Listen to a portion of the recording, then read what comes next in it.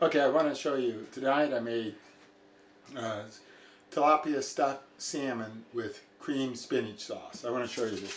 It just came out of the oven. So there's the tilapia stuffing. Here's the salmon. Here's the cream spinach sauce. Now, that's what I got. All right, let me show you how that goes.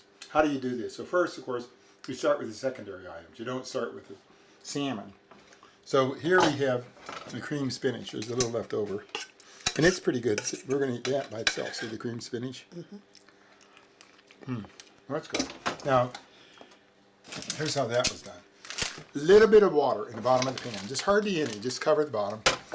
And 3 bags of baby spinach. In fact, I took the baby spinach, and you get a sharp knife that I use for everything, and cut it so there's no stems. So you cut up the baby spinach, get it, down there, and it compacted down, way down there. And then you put in a little bit of Philadelphia cream cheese, Benecol, and some salt, and that's it. That's cream spinach sauce made. So that's next. What about the stuffing? So here, go ahead with me. I had 3 tilapia. It's kind of interesting. 3 big tilapia, and I took the tilapia. I put some olive oil, I'd like to do, and some of this dill weed, which is a good seasoning, into this pan on the tilapia. And actually the tilapia I kind of crunched up, covered with Benecol, and crunched up some of this savory herbs stuffing for it, and put some of these breadcrumbs on it. And a little bit of Greek seasoning. All that went in the tilapia. I cooked them all 3 right here. And then when they were done, I crunched them. I took them out, cut them up, and I don't think this is it. No, this is like the cream. This is the dill cream sauce. I'll get to that in a second. So the tilapia went in here, got cooked. I cut it up, and then I took about 1/3 of this in another pan, probably this pan, actually, one of those, and I put the stuffing in there and the cut up tilapia. So the tilapia, which I'll show you right here, this is the tilapia. This is the tilapia stuffing. That's 50% tilapia. That's wonderful. Yeah, the stuffing itself is good. Okay. So then you make this beautiful stuffing. And then you take your salmon itself. These are each salmon. And I seared them in one side. It had the skin on, but I seared them in one side with this usual thing, giving them some egg, a broken egg, and put some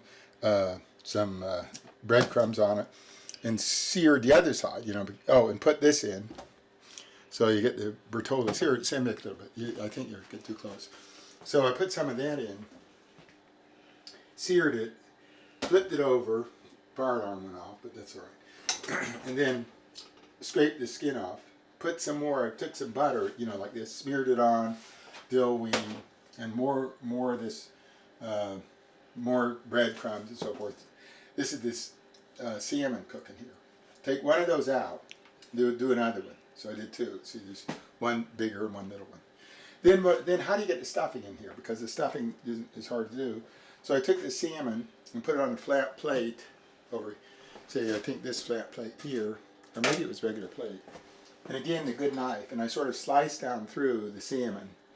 Okay, it was kind of difficult, but you can cut it in half, but keeping it intact.